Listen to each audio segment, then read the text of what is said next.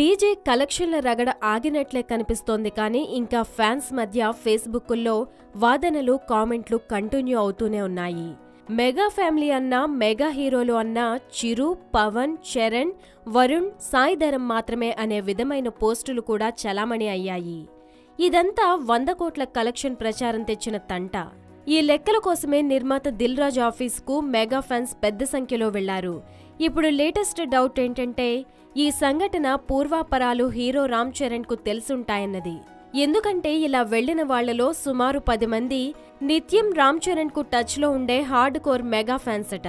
వాళ్లు రామ్ చరణ్ చెప్పకుండా ఆయన ఊ అనకుండా ఇంత పని చేస్తారా అన్న అనుమానాలు బన్నీ అభిమానుల నుంచి వినిపిస్తున్నాయి.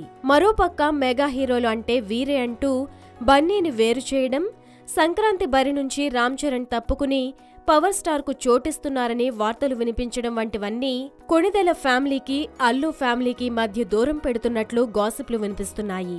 ముఖ్యంగా ఫేస్బుక్ లో ఫ్యాన్స్ నడుమ షేర్ అవుతున్న పోస్టులు ఈ విషయాలను దృఢపరుస్తున్నాయి.